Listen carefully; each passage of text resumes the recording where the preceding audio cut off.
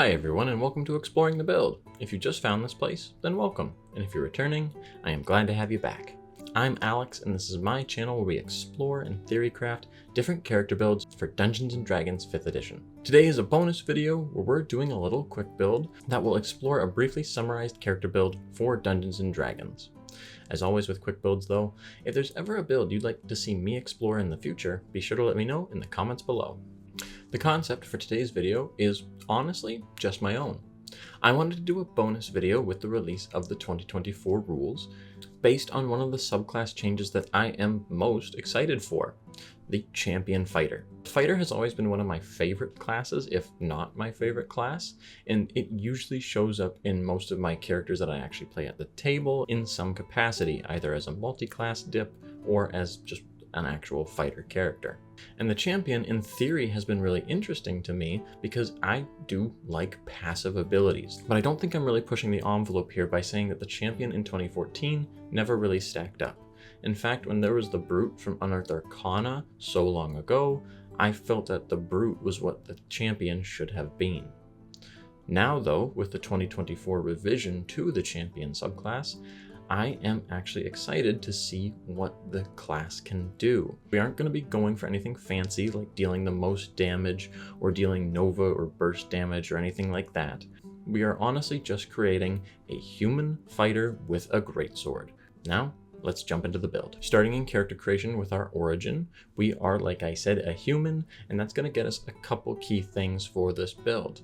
Number one, at the end of each long rest, we gain heroic inspiration.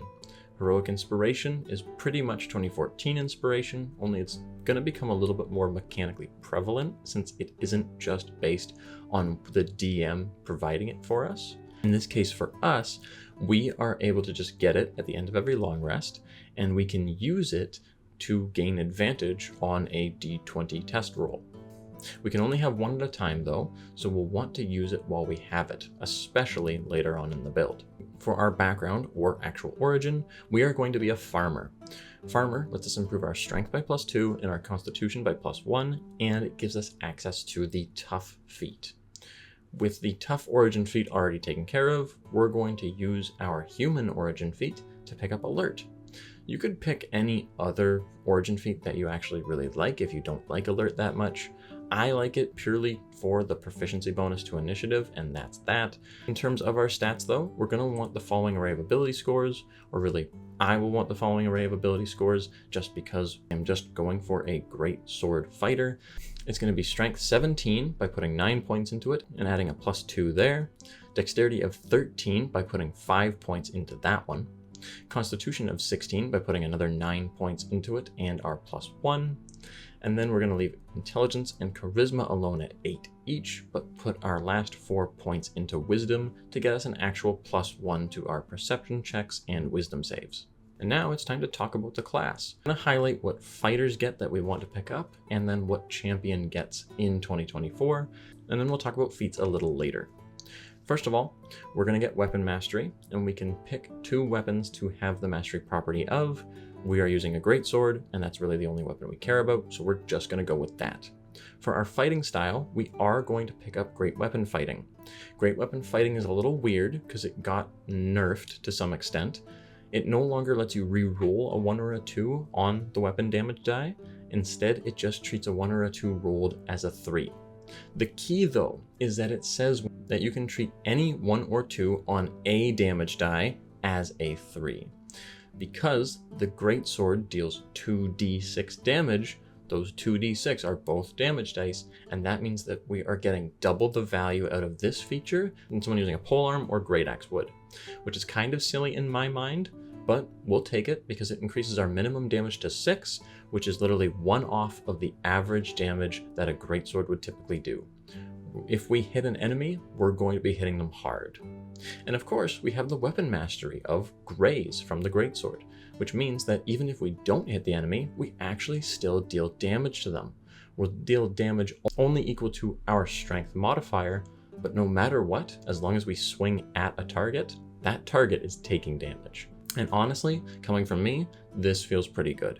I am atrocious at rolling at the table or even online through Roll20 or anything like that, so I like having a character that's going to feel like they always do something on their turn, and maybe you would as well. The champion was always thought of as the most basic class, since fighter was kind of an introductory class in 2014, champion being the most simple of all subclasses. New players could pretty easily get into the game just by being a champion fighter. I think that this character build could also capitalize on that idea by allowing a player to always feel like they have done something on their turn, which is pretty nice. Beyond the fighting style and weapon mastery, we also have Second Wind, which now has multiple uses that scale with our level. We can also eventually use Second Wind not as healing, but rather as a bonus to a skill check, which could be pretty nice as well, though I think we're probably going to be using it mostly for healing, but honestly, that's up to you. At level 5, we'll gain Tactical Shift, which allows us to move up to half our speed without provoking opportunity attacks once we use Second Wind, and this will pair really nicely with one of our champion features. And then at level 9, we get Tactical Master. Tactical Master says that when we make an attack against an enemy, we can choose to swap out our weapon mastery property for either Sap, Slow, or Push. We have to decide which we're going to use before the attack roll, but if we're attacking an enemy that we have advantage on and we're pretty sure we're going to hit, especially since we're level 9 at this point and maybe we have a magic weapon, well, honestly, the Greatsword's Graze weapon mastery isn't going to be too useful if we're going to hit them, so that becomes the time to start swapping for these other weapon masteries. Other than that, the fighter pretty much gets all the same stuff of Indomitable, multiple action surges, multiple attacks, you name it. Champion, though, gets a few quality of life improvements. We still have improved critical right away at level 3, where we can now critically hit on a 19 or 20. We also get Remarkable Athlete, though. Remarkable Athlete does 3 things. We have advantage on strength athletics checks, we have advantage on initiative, which pairs really well with our alert feat, and when we critically hit an enemy, we can automatically move up to half our speed without provoking opportunity attacks. We're not always going to want to do this, but if we really needed to get moving in a turn, then we could, if we critically hit an enemy, also spend our Second Wind after we hit level 5 to get an extra speed boost and move our full speed without provoking opportunity attacks across those 2 features. Then we could keep moving with our own movement and potentially still attack another enemy, since this all has to happen after level 5. Besides that though, this will synergize with another feature we're going to get later on. At level 7, we get an additional fighting style, so we took Great Weapon Fighter early on, but now we could take something like Defense or Blind Fighting that you also might want to have on your character. Level 10, we get Heroic Warrior. It says that during combat, you can give yourself Heroic Inspiration if you don't already have it, whenever you start your turn without it. Level 15 is Superior Critical. We now crit on an 18 to 20. And then at level 18, we gain Survivor. Survivor allows us to defy death. We have advantage on death saves, and if we roll an 18 to 20 on that death save, we get back up with 1 hit point. Plus, at the start of each of our turns where we have at least 1 hit point, but aren't above half health, we have Heroic Rally, which is the classic Survivor feature, where you just regenerate hit points equal to 5 plus your Constitution modifier. Now it's time to talk about our feats, though. We're going to get 6 overall, and then we have an epic boon for our last feat. For our feats, in my mind, we want the following. Heavy Armor Master at level 4 in order to have a nice defensive bonus that reduces piercing, bludgeoning, and slashing damage by our proficiency bonus every time we get attacked. At level 6 though, we're going to pick up Great Weapon Master. With Great Weapon Master, every time we hit an enemy with our Greatsword on our turn, we're going to deal extra damage equal to our proficiency bonus. Plus, if we get a critical hit, we can make an extra attack as a bonus action. This pairs really nicely with the 3rd level ability Remarkable Athlete that Champion has now, where if we critically hit, we can move up to half our speed without provoking opportunity attacks, and then we could bonus action attack another enemy, if we didn't want to just attack the enemy that we were in front of. At level 8, we're going to pick up a kind of weird feat, and this is Poisoner. Poisoner is going to let us increase our dexterity to 14. We're mainly picking this up for the combination of the poison that we get as part of the feat with the Graze weapon mastery. I have to shout out D&D Unoptimized here, who in their weapon mastery video pointed out the poison from the Poisoner feat triggers only when you deal damage with the weapon you've applied it to, not on a successful hit.